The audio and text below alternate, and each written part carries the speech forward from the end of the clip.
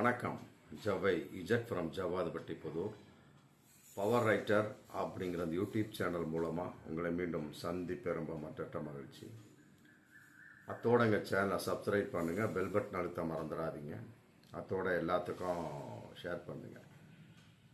அதாவது மாநாடு ஆரம்பிக்கிறதுக்கு முதலே ஏகப்பட்ட அரசியல் தலைவர்கள் சொன்னாங்க, எப்பா இது கட்டாயமாக அரசியல் மாநாடாக தான் இருக்கும், முருக பக்தர்கள் மாநாடாக இருக்காது. முருகனுக்கும் பக்திக்கும் ஆன்மீகத்துக்கும் இருக்கக்கூடிய மக்களுக்கும் ஏகப்பட்ட சம்பந்தம் உண்டு.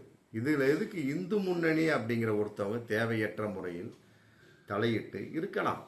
மதம் சம்பந்தப்பட்ட வகையில் ஒரு தலையீடு இருந்தாலுமே கூட அதை எவ்வாறு அரசியலாக்க வேண்டும் அப்படிங்கிற நிலைப்பாடில் செய்யக்கூடிய சமயத்தில் கட்டாயமாக அவருடைய வெளிப்பாடு எவ்வாறு இருக்கும் என்பதை முன்கூட்டியே பல அரசியல் கட்சி தலைவர்களாக ஓப்பனாகவே சொல்லிட்டாங்க. இது முருகர்கள் பக்தர்கள் மாநாடு அப்படிலாம் கிடையாதுங்க. கட்டாயமாக இது அரசியல் சம்பந்தப்பட்ட ஒரு மாநாடு தான். இதற்கு சில பாஜக தலைவர்கள் உள்ளிட்டவர்கள் கூட சொன்னாங்க, இதில் நாங்கள் அரசியல் பேச மாட்டோம் அப்படிங்கிற விஷயம் சொன்னாங்க. ஆனால் இன்னைக்கு நடந்து முடிஞ்சிருக்கு. ஜூன் 22 மதுரையில் பயங்கரமான வெயில், 105 டிகிரி வெயிலில் ஆளாளுக்கு இருக்கக்கூடிய நாற்காலிகளை குடைகளாக பயன்படுத்தி ஏகப்பட்ட பக்தர்கள் சோத்துக்கு தடுமாறி இருக்கிறார்கள். ஆமாம், அந்த அளவுக்கு ஒழுங்கற்ற ஒரு நடவடிக்கையின் வெளிப்பாடாக இந்த மாநாடு முடிஞ்சிருக்கு. முருக பக்தர்கள் மாநாடு நடத்தி முடிச்சிருக்காங்க. ஆனால் முருகர் இவர்களை மன்னிப்பாரா என்பது மிகப்பெரிய ஒரு கேள்விக்குறி. அந்த அளவுக்கு அரசியலை கலந்து இவர்கள் செய்து இன்னைக்கு அந்த மாநாடை முடிச்சிருக்கிறாங்க. அதாவது அந்த மாநாட்டில் 6 தீர்மானங்கள் போட்டிருக்கிறாங்க. சில தீர்மானங்களை ஏற்றுக்கொள்ளலாம். அதாவது திருப்பரங்குன்றம் தீபத்தூணில் தீபம் ஏற்ற வேண்டும் இந்த வருஷம். அப்புறம் பகல்காம் அந்த தாக்குதல் அடிப்படையில் ஆபரேஷன் சிந்தூர் அப்படிங்கிற ஏற்பாடு பண்ணலாம். அந்த மோடிக்கு நாம் நன்றி சொல்ல வேண்டும். மற்றபடி குன்றிருக்கும் இடமெல்லாம் குமரன் இருக்கும் இடம். ஆகவே குன்றுகளை மலைகளையும் காப்பாற்ற வேண்டும். மற்றபடி கோவிலை விட்டு அறநிலைத்துறையை வெளியேற்ற வேண்டும். இதெல்லாம் ஒரு சில வேறுபாடான விஷயமாக இருந்தாலும், ஆன்மீகம் கலந்த விஷயமாக இருந்தாலும், கோயில்களை விட்டு அறநிலைத்துறையை வெளியேற்ற வேண்டும், அதை கூட ஒத்துக்கலாம். அதில் கூட அரசியல் கலப்படம் இல்லை. மற்றபடி ஏதோ ஒரு ஆன்மீக பாதுகாப்புங்கிற மாதிரி அவங்களுடைய கருத்தின் அடிப்படையில் ஒத்துக்கலாம். ஆனால் அடுத்து வரக்கூடிய 2 பாயிண்ட்ஸ், மொத்தம் 6 தீர்மானம் நிறைவேற்றிக்கிறாங்க. அதில் 2 தீர்மானம் தான் ரொம்ப ரொம்ப அரசியல் கலந்த ஒரு விஷயம். என்ன அப்படின்னா, இந்துக்களின் வாக்கு ஒன்றாக இருக்க வேண்டும். 2வது இந்துக்களுக்கு எதிரானவர்களுக்கு ஓட்டு போடக்கூடாது. இதுதான் ரொம்ப முரண்பாடான ஒரு தீர்மானமாக இருக்குது. அதாவது இந்துக்களின் வாக்கு ஒன்றாக இருக்க வேண்டும். எப்படி ஒன்றாக இருக்கும்? இந்துக்கள்ல ஏகப்பட்ட சாதி பிரிவுகள். ஆமாம், உச்சந்தலையில் பிறந்தவன், மற்றபடி மார்பில் பிறந்தவன், மற்றபடி வயிற்றில் பிறந்தவன், அப்புறம் காலில் பிறந்தவன் சொல்லி ஏகப்பட்ட சாதியின் முரண்பாடு. அவர்களே தங்களுக்குள்ள நாங்கள் இந்துக்களா, நாங்கள் எங்களை பிரித்து பார்க்கிறாள் சொல்லிட்டு மிகப்பெரிய வேறுபாட்டின் விளைப்பாடா அவர்கள் இன்னைக்கு தங்களுக்கு தாங்களே கேள்வி கேட்டுக்கொண்டு சாதிய அடிப்படையில் பிரிந்து கிடக்கிறார்கள். சரி, அவர்களெல்லாம் ஒற்றுமையாக பார்க்கக்கூடிய சமயத்தில் இந்துக்கள் என்றாலுமே கூட இந்துக்கள் வாக்கு ஒன்றாக இருக்க வேண்டும். அப்படிங்கிறப்போ உங்களுடைய நிலைப்பாடு என்ன? பாரதிய ஜனதா கட்சி மற்றபடி இருக்கக்கூடிய சாதிய கட்சிகளுடைய ஒரு ஒற்றுமையின் வெளிப்பாடு அவர்களுடைய நிலைப்பாடுக்கு இருந்தாலுமே கூட அதன் அடிப்படையில் அவர்களுக்கு இவர் எந்த அளவுக்கு மதிப்பு கொடுக்கிறார்கள். தலித் மக்கள் கூட இந்துக்கள் தான், புரியுதுங்களா? மற்றபடி அங்கு இருக்கக்கூடிய பட்டியலின மக்கள், மற்றபடி இன்னும் தாழ்த்தப்பட்ட மக்கள், பழங்குடியின மக்கள் எல்லாருமே இந்துக்கள் தான். அவர்களெல்லாம் மதிக்கப்படுகிறார்களா? அவங்க இன்னைக்கு கேள்வி கேட்குறாங்களே, நாங்கள் இந்துக்களாக பிறந்தாலுமே கூட எங்களை கோவிலுக்குள் நுழைய விட மாட்டேங்கிறாங்க, மூல விக்கிரகத்தை பார்க்க விட மாட்டேங்க அப்படிங்கிறாங்க. அப்படி இருக்கக்கூடிய சமயத்தில் நாங்கள் இந்துவாக பிறந்து என்ன செய்ய வேண்டும்? அம்பேத்கர் மாதிரி இன்னைக்கு பேசிட்டு இருக்கிறாங்க. அப்படி இருக்கக்கூடிய சமயத்தில் இந்துக்களின் வாக்கு ஒன்றாக இருக்க வேண்டும் என்பது எவ்வாறு இவர்கள் செயல்படுத்த முடியும்? அதற்கு தகுந்த மாதிரி அவர்களுக்கு மதிப்பை கொடுத்து அதற்கு தகுந்த மாதிரி மதிப்பை கொடுத்து அவர்களை உயர்த்தி பிடித்து எல்லோரும் இந்து மக்கள் அப்படிங்கிற ஒரு நிலைப்பாட்டுக்கு வந்து, மற்றபடி வந்து சாதி அந்த பிரிவுகளை எல்லாம் தாண்டி இந்து முன்னணியில் பாஜக எல்லாம் ஒன்றா கலந்து ஒன்று கூடி செயல்பட்டால் தான் வந்து அந்த இந்து மக்களுடைய வாக்குங்கிறது ஒன்றாக இருக்கும். அதை விட்டு போட்டு வாய்ச்சவடால இந்து மக்களின் வாக்கு ஒன்றாக இருக்கணும் எப்படி வரும்? கட்டாயமாக வேறுபாடாக தான் இருக்கும். நீங்கள் எந்த அளவுக்கு இந்துக்களுக்குள் பலவிதமான பிரிவுகளை பிரித்து கொண்டு நீங்களாக அவர்களை ஒதுக்கி வைத்து பார்க்கிறீர்கள், அவர்களும் வந்து ஒதுக்கி தான் ஓட்டு போடுவான். அதில் மாற்று கருத்தே இல்லை. அதே அடிப்படை இன்னொரு விஷயம், இந்துக்களுக்கு எதிரானவர்களுக்கு ஓட்டு போடக்கூடாது. ஆமாம், இது மிகப்பெரிய ஒரு அரசியல் கலந்த ஒரு தீர்மானம். இந்த தீர்மானத்துக்காகவே வந்து முருக பக்தர்கள் மாநாடை யாரெல்லாம் குறிப்பாக இந்து முன்னணி தலைமையில் நடத்தி அவர்களையும் வழக்கு தொடர வேண்டும். நம்ம கட்டாயமாக வழக்கு தொடருவாங்க. பாருங்கள், யாராவது ஒருத்தர் சமூக ஆர்வலர்கள் கட்டாயமாக வழக்கு தொடருவாங்க. இந்துக்களுக்கு எதிரானவர்களுக்கு ஓட்டு போடக்கூடாது. இந்துக்களுக்கு எதிரானவர்களுக்கு ஓட்டு போடக்கூடாது. எத்தனையோ பேர் இருக்கிறாங்க. என்ன அவர்கள் குறிப்பிட்டு சொல்லுவது திராவிடத்தில் குறிப்பிட்டு திக திராவிட முன்னேற்ற கழகம் அப்படிங்கிற ஒரு விஷயத்த, மற்றபடி இந்துக்களுக்கு எதிரானவர்கள், கடவுள் நம்பிக்கை இல்லாதவர்கள், இவங்களெல்லாம் வந்து ஒரு ரவுண்டு கட்டி திராவிட மாடல் ஆட்சி அப்படிங்கிற கான்செப்டில் ஒரு ரவுண்டு கட்டி பேசுகிறாங்க. அப்படி இருக்கக்கூடிய சமயத்தில் அது அரசியல் கலந்து விட்டது அப்படிங்கிறது ரொம்ப அப்பட்டமாகவே தெரியுது. ரெண்டாவது, ஓட்டு போடக்கூடாது அப்படிங்கிற வார்த்தை வந்து முருக பக்தர் மாநாட்டுக்கு என்ன சம்பந்தம் இருக்கு? ஓட்டுக்கும் முருக பக்தர் மாநாட்டுக்கு என்ன சம்பந்தம் இருக்கு? முருக பக்தர் மாநாடுனா ஆன்மீகம், மற்றபடி ருத்ராட்ச கோட்டை, மற்றபடி பட்டை நாமம், மற்றபடி வந்து ஆறுபடை, மற்றபடி விபூதி, ஆன்மீகம் சம்பந்தப்பட்ட விளக்கங்கள், இதுக்கு தான் அங்கே சம்பந்தம் இருக்கக்கூடிய தேவையற்ற முறையில் ஓட்டு அப்படிங்கிற வார்த்தை வந்துருச்சு இல்லையா? அப்போ அரசியல் கலந்து விட்டது. இந்துக்களுக்கு எதிரானவர்களுக்கு ஓட்டு போடக்கூடாதுன்னா அப்படிங்கிறப்ப யார் யாரையெல்லாம், குறிப்பாக திமுக, திக, மத நம்பிக்கையற்ற பலவிதமான கட்சிகள் அடிக்கிட்டே போகலாம். கம்யூனிஸ்ட் கட்சியை சொல்லலாம், விசிக விடுதலை சிறுத்தைகள் கட்சியை சொல்லலாம், இந்த மாதிரி அடிக்கிட்டே போகலாம். பாமக கூட அவர் கூட பெரியார் கொள்கை கொண்டவர் தான். ஆமாம், எந்த இடத்துல வந்து அவர் ஒரு மிகப்பெரிய ஒரு ஆன்மீகமாக மாநாடு நடத்தியிருக்காரு தெரியல. வன்னியர் மாநாடு நடத்தியிருக்கிறார். அது வந்து சாதிய ஒற்றுமையான ஒரு மாநாடு, அவ்வளோதானே ஒழிய மற்றபடி ஆன்மீக மாநாடாக பாமக வந்து இது வரைக்கும் நடத்தினதா ஒன்றுமே கிடையாது. அப்படிங்கிறப்ப பாமக இதுக்குள்ள சரியும்.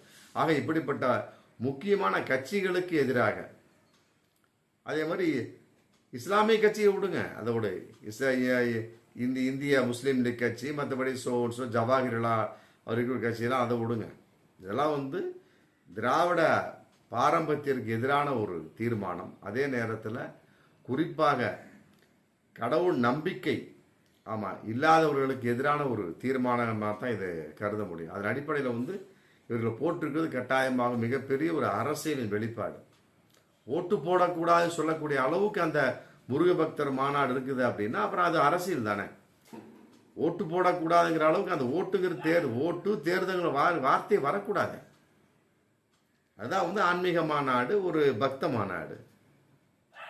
அங்கே உட்காந்துக்கிட்டு கிருபானந்த வாரியாரை பற்றி பேசுங்க, மற்றபடி வந்து இருக்கக்கூடிய சாமிகளை பற்றி பேசுங்க, மற்றபடி வந்து இருக்கக்கூடிய ஏகப்பட்ட ஆன்மீகவாதிகளை பற்றி பேசுங்க. அதை விட்டு போட்டு ஓட்டை பற்றியும் தேர்தலை பற்றியும் பேசியிருக்காங்க. கட்டாயமாக இது மிகப்பெரிய ஒரு அரசியல் வெளிப்பாடு. இதுக்காகவே வந்து ஹைகோர்ட்டின் உத்தரவை அவர்கள் மீறி விட்டார்கள் அப்படிங்கிற ஒரு கான்செப்டை கட்டாயமாக கோர்ட்டில் தாக்கல் பண்ணி அத்தனை பேருமே மன்னிப்பு கேட்க வேண்டும்.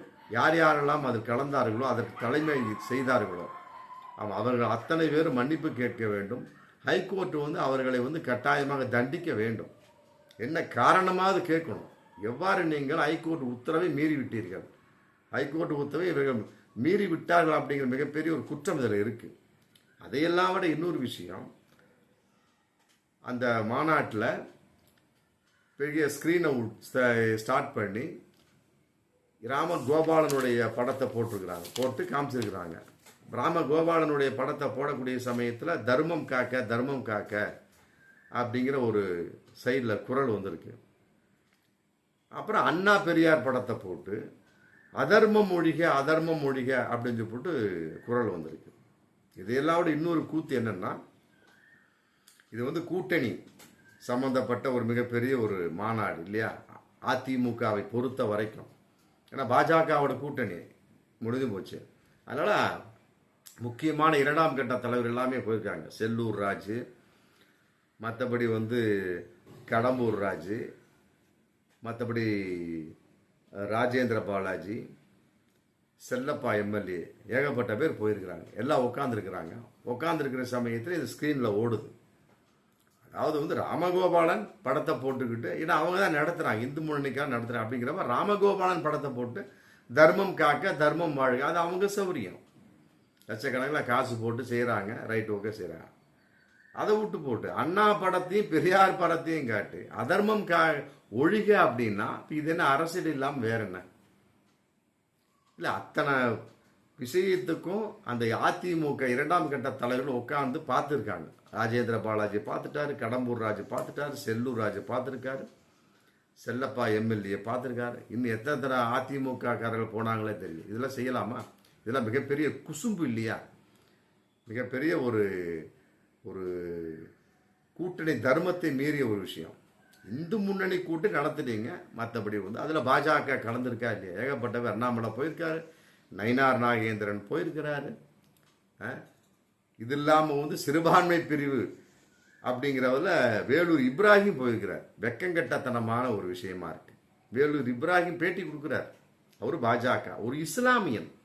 பாஜக, அதாவது வந்து பாஜகவை மக்கள் தவறாக புரிந்து கொள்ள வேண்டும், இஸ்லாமிய பிரச்சாரத்தை செய்கிறார்கள் அப்படின்னு சொல்லி போட்டு அங்கே ஒரு பேட்டியை கொடுத்து, நாங்கள் முருக பக்தர்கள் மாநாட்டில் கலந்து கொள்ள வந்திருக்கிறோம். அதை பற்றிலாம் ஒன்றும் கிடையாது. முருக பக்தர் மாநாட்டில் கலந்து கொள்ளதை பற்றி ஒன்றும் கிடையாது. எங்கள் ஊர் பக்கத்தில் ஜவ்வாதுப்பட்டி அப்படிங்கிற ஊரில் ஒரு போன மாதம் ஒரு மிகப்பெரிய ஒரு கும்பாபிஷேகம். அதுக்கு வந்து எங்கள் ஊருக்கெல்லாம் அழைப்பு விட்டாங்க. ஜவ்வாதுப்பட்டி புதூர் இஸ்லாமிய ஊருக்கு அழைப்பு விட்டாங்க. இஸ்லாமியர்கள் மரியாதையாக சென்று அவர்களுக்கு மாலை, இது துணிகள், மற்ற ஷோ 4 விதமான கோவில்கள் விக்கிரகங்கள் அடங்கிய ஒரு கோவிலை வந்து ஓப்பன் பண்ணாங்க. விநாயகர், முத்தாளம்மன், மற்றபடி 1-2 தெய்வங்கள் இருக்கிறாங்க, அவங்கள வச்சு பண்ணாங்க.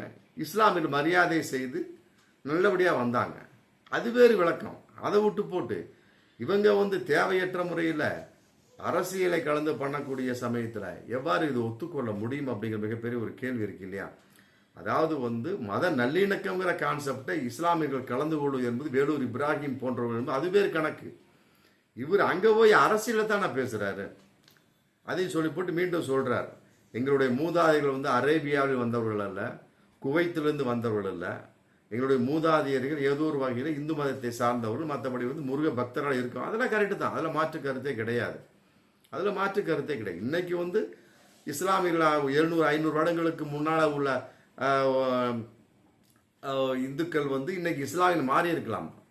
அதன் அடிப்படை இன்னைக்கு மாம மச்சானா தான் வந்து திண்டுக்கல் மாவட்டம், மற்றபடி பழனி, மற்றபடி திருச்சி மாவட்டம், மற்ற சோன்ஸ் கோயமுத்தூர், ஈரோடுல பழையிட்டு தான் இருக்கிறோம். அதில் மாற்று கருத்தே கிடையாது. இருந்தாலுமே கூட அந்த விஷயத்தில் வந்து இவர் எதற்காக வந்து இஸ்லாமியர்கள் அப்படிங்கிற பேரில் தேவையற்றவர் வேற்று மதத்தை, மற்ற வேற்று கட்சிகளை துவம்சம் செய்யக்கூடிய அளவுக்கு பேச வேணும். அங்கேயும் ஒரு அரசியல் வந்துருச்சா இல்லையா? வேலூர் இப்ராஹிம் பேசக்கூடிய சமயத்தில் இவங்களும் பேசியிருக்காங்க. அது மட்டும் இல்லாமல் அண்ணா படத்தையும் பெரியார் படத்தையும் போட்டு அசிங்கப்படுத்தி அதர்மம் ஒழிக, இதையெல்லாம் செல்லூர் ராஜு மற்ற சோன்ஸை பார்த்துக்கிட்டு, இதில் என்ன ஒரு ரோஷமான ஒரு ஆள் அப்படின்னா, செல்லூர் ராஜு வந்து போட வந்து என்னடா இப்படிலாம் பண்ணுறாங்கன்னு போட்டு அநியாயம் பண்ணிட்டு வெளியே அந்த மாநாடை விட்டு திபு வெளியே வந்திருக்கிறார். இது எல்லோரையும் ஒரு கவர்ந்த ஒரு விஷயமா இன்னைக்கு போயிருக்கு. அநேகமாக செல்லூர் ராஜு போய் எடப்பாடிட்ட சொல்லியிருப்பார்னு நினைக்கிறேன். ஏன்னா அங்கே அண்ணா படத்தை அவமிச்சிட்டாங்க இல்லையா? முருக பக்தர்கள் மாநாடுன்னு போட்டு நடத்தி இருப்பது இந்து முன்னணிக்காரர்களாக இருந்தாலுமே கூட பாஜகவினோட ஒரு அனுதாபிகள் தானே. அப்படி இருக்கக்கூடிய சில அண்ணா படத்தை போட்டு அவங்க அதிமுக, புரியுதுங்களா, அகில இந்திய அண்ணா திராவிட முன்னேற்ற கழகம் அப்படிங்கிறப்ப அந்த அண்ணாவுடைய பேரை படத்தை போட்டு அவமிச்சிருக்கிறாங்க. அதர்மம் ஒழிக அப்படின்னு.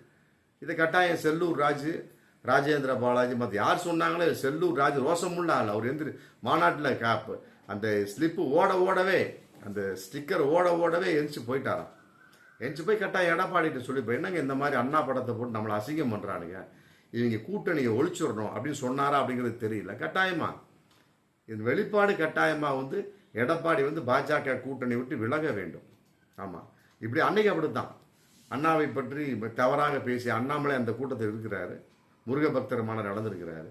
அப்படி இருக்கக்கூடிய சமயத்தில் அதுலேயும் வந்து இப்படி ஒரு சூழல் ஏற்படும் பட்சத்தில் கட்டாயமாக வந்து அன்னைக்கு அண்ணாமலை அண்ணாவை அசிங்கப்படுத்தினார். இன்னைக்கு வந்து பாஜக முருகர்கள் பக்த மாநாடு எனக்குங்களே தெரியாதுங்க, இந்து முன்னணிக்கார் நடத்தாம இவங்க விலகிடுவாங்க. எப்படியோ அண்ணாவை அசிங்கப்படுத்தி விட்டார்கள், அதற்கு பாஜகவும் துணை போயிருக்கிறது. அதனால வந்து இந்த ஒரு பாயிண்டை வச்சாலாவது கட்டாயமாக அன்னைக்கு என்ன வேகத்தில் இருந்தீங்களா, வடப்பாடியை பார்த்து நாம் சொல்லக்கூடுவது, அன்னைக்கு என்ன வேகத்தில் இருந்தீங்க அதே வேகத்தில் இன்னைக்கு வந்து முருக பக்தர் மாநாடுகளை அதனுடைய தீர்மானத்தை நோக்கி அது நீங்கள் செய்கிறது அப்புறம். ஆனால் இந்த அண்ணா படத்தை போட்டு அவர்கள் அசிங்கப்படுத்தி விட்டார்கள். அதர்மம் ஒழிக, பெரியார் ஒழிக என்று அசிங்கப்படுத்தி விட்டார்கள். பெரியாரை கூட விட்டுருங்க, ஆமாம் அந்த மாதிரி ஆள் தான் எடப்பாடி எல்லாம். அண்ணா படத்தை போட்டு அசிங்கம் பண்ணாங்களா இல்லையா அப்படிங்கிறப்ப அதுக்காகவாது ஒரு கண்டன தீர்மானத்தை நிறைவேற்றணும். ஆமாம், இதை நாங்கள் ஏற்றுக்கொள்ள முடியாது, கூட்டணி தர்மத்தை மீறியது அப்படின்னு கண்டன குரல் அன்னைக்கு நீங்கள் அண்ணாமலைக்கு சொன்னீங்களா, அண்ணாமலைக்கு சொன்னீங்க கண்டன குரல் எழுப்புனீங்களா, இன்னைக்கு எழுப்புங்க.